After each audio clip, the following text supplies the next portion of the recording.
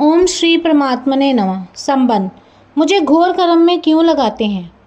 अर्जुन के इस प्रश्न के उत्तर में भगवान अनेक हेतु देते हुए आगे के 2 श्लोकों में सृष्टि चक्र की सुरक्षा के लिए भी यज्ञ करने की आवश्यकता का प्रतिपादन करते हैं। अन्नाद्भवन्ति भूतानि पर्जन्य धन संभव यज्ञद्भवति पर्जन्य यज्ञ करम समुद्भव करम भमोदेवम विधि ब्रह्मक्षर समुद्भवम तस्मात् स्वर्गतम ब्रह्म नित्यम यज्ञ प्रतिष्ठितम। प्राणों को धारण करने के लिए जो खाया जाता है वह अन्न कहलाता है। जिस प्राणी का जो खाद्य है जिसे ग्रहण करने से उसके शरीर की उत्पत्ति भरण और पुष्टि होती है उसे ही यहाँ अन्न नाम से कहा गया है। जैसे मिट्टी का कीड़ा मिट्टी खाकर जीता है तो मिट्टी ही उसके लिए अन्न है। यरायुज, उद्भिज, अंडज और स्वेदज ये चारों प्रकार के प्राणी अन्न से ही उत्पन्न होते हैं और उत्पन्न होकर अन्न से ही जीवित रहते हैं। समस्त खाद्य पदार्थों की उत्पत्ति जल से होती है। घास फूस अनाज आदि तो जल से होते ही हैं। मिट्टी के उत्पन्न होने में भी जल के ही कारण है। अन्न, जल, वस्त्र, मकान आदि शरीर निर्वाह की सभी सामग्री स्थूल या सूक्ष्म रूप से जल से संबंध रखती है और जल का आधार वर्षा है। यज्ञ शब्द मुख्य रूप से आहुति देने की क्रिया का वाचक है, परंतु गीता के सिद्धांत और कर्म योग के प्रस्तुत प्रकरण के अनुसार यहाँ यज्ञ शब्द संपूर्ण कर्तव्य कर्मों का उपलक्षक है। यज्ञ में त्याग की ही मुख्यता होती है। आहुति देने में अन्न, घी आदि चीज़ों का त्याग है। दान करने में वस्तु का त्याग है। तप करने में अपने सुख भोग का त्याग है। कर्तव्य कर्म करने में अपने स्वार्थ, आराम आदि का त्याग है। अतः यज्ञ शब्द यज्ञ, दान, तप आदि संपूर्ण शास्त्र विहित क्रियाओं का उपलक्षक है। बृहदारण्यक उपनिषद में एक कथा आती है।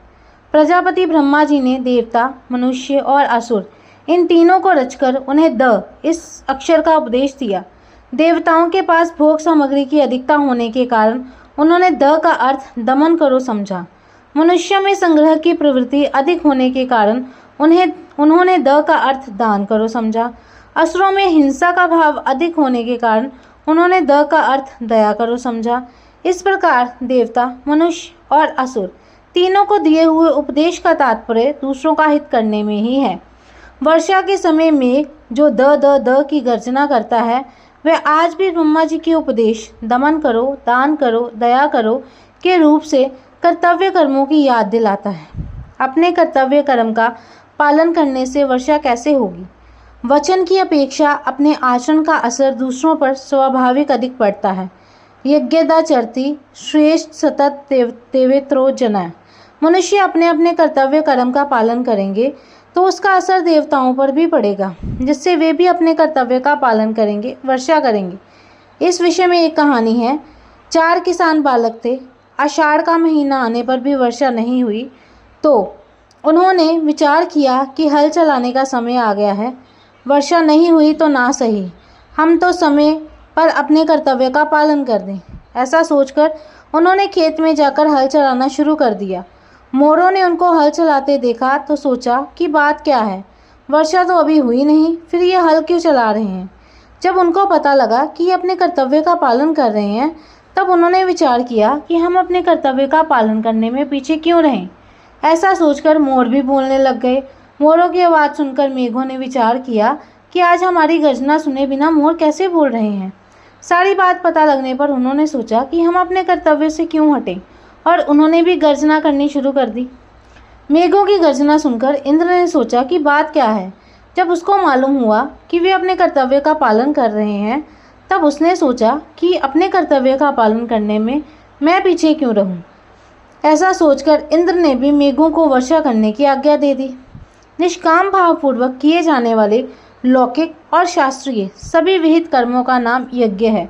ब्रह्मचारी के लिए अग्निहोत्र करना यज्ञ है। ऐसे ही स्त्रियों के लिए रसोई बनाना यज्ञ है।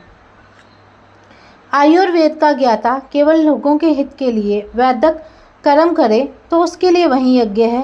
इसी तरह विद्यार्थी अपने अध्ययन को और व्यापारी अपने व्यापार को यज्ञ मान सकते हैं।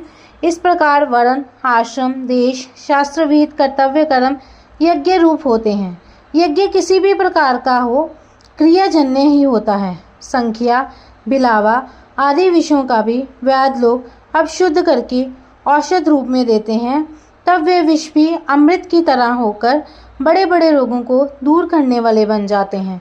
इसी प्रकार कामना, ममता, आसक्ति, पक्षपात, विषमता, स्वार्थ, अभिमान आदि ये सब कर्मों में विष के समान हैं। कर्मों के इस विषैले भाग को निकाल देने पर वे कर्म अमृतमय होकर जन्म मरण रूप महान रोग को दूर करने वाले बन जाते हैं। ऐसे अमृतमय कर्म ही यज्ञ कहलाते हैं। वेद कर्तव्य कर्मों को करने की विधि बताते हैं। मनुष्य को कर्तव्य कर्म करने की विधि का ज्ञान वेद से होने के कारण ही कर्मों को वेद से उत्पन्न कहा गया है। वेद शब्द के अंतर्गत ऋग्वेद, यजुर्वेद, सामवेद और अर्थवेद के साथ साथ स्मृति, पुराण, इतिहास एवं भिन्न भिन्न संप्रदाय के आचार्यों के अनुभव वचन आदि समस्त वेदानुकूल सत्शास्त्रों को ग्रहण कर लेना चाहिए। यहाँ ब्रह्म पद वेद का वाचक है। वेद सच्चिदानंद घन परमात्मा से ही प्रकट हुए हैं। इस प्रकार परमात्मा सबके मूल हुए। परमात्मा से वेद प्रकट होते हैं। वेद कर्तव्य पालन की विधि बताते हैं। मनुष्य उस कर्तव्य का विधि पूर्वक पालन करते हैं। कर्तव्य कर्मों के पालन से यज्ञ होता है और यज्ञ से वर्षा होती है। वर्षा से अन्न होता है, अन्न से प्राणी होते हैं और उन्हीं प्राणियों में से मनुष्य कर्तव्य कर्मों के पालन से यज्ञ करते हैं।